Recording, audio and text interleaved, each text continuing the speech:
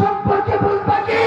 তোমরা তো কোরআন কিচ্ছুই জানো না, কোরআন পড়ো না, কোরআন মানো না, কোরআন জানার চেষ্টা করো না।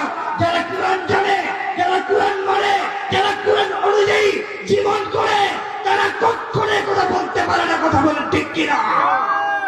তোমরা কিসের বাড়ি শোনাও, কিসের কোরআনের বিরুদ্ধে আচরণ করো?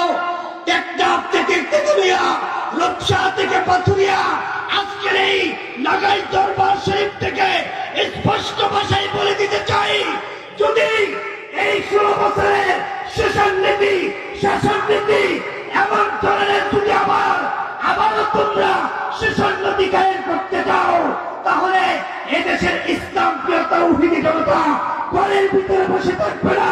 এদেশের আলেম ওলামা ঘরের ভিতরে বসে থাকবে না। তারা জীবন দিয়ে, রক্ত দিয়ে, জান দিয়ে, মাল দিয়ে ইসলামকে রক্ষার জন্য, কোরআনকে রক্ষার জন্য, আল্লাহর নবীর আদর্শকে এই জমিনে প্রতিষ্ঠা করার জন্য তারা সর্বদাই সর্ব অবস্থায় প্রস্তুত রয়েছে। কথা বলা ঠিক কি? মুসলমান আল্লাহু আকবার, নাগাই দরবার শরীফ জিন্দাবাদ, জিন্দাবাদ। সম্মানিত উপস্থিতি, এলাকায় দরবার শরীফ থেকে স্পষ্ট ঘোষণা করে দিতে চাই, আগামীর বাংলাদেশ ইসলামের বাংলাদেশ, আগামীর রাষ্ট্র কোরআনের রাষ্ট্র।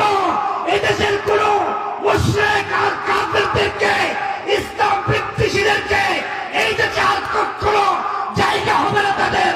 কথা বলা ঠিক কিনা? মুসলমান, আমরা দলে দলে বিভক্ত হতে চাই না। আমরা সব মুসলমান এক, আমাদের কালিমা এক, আমাদের আল্লাহ এক, আমাদের শেষ নবী এক, আমাদের কোরআন এক। আমরা সবাই এক কবির উম্মত হয়ে আগামী দিনে রাষ্ট্র গঠন করার জন্য আমরা কাজ করে যাব। রাজি আছো মুসলমান? ইনশাআল্লাহ। আমাদের প্রভু এক নবীর উম্মত, জীবন বিধানে ওই শিবানী কুরআন। আমাদের প্রভু এক নবীর উম্মত, জীবন বিধানে ওই শিবানী কুরআন।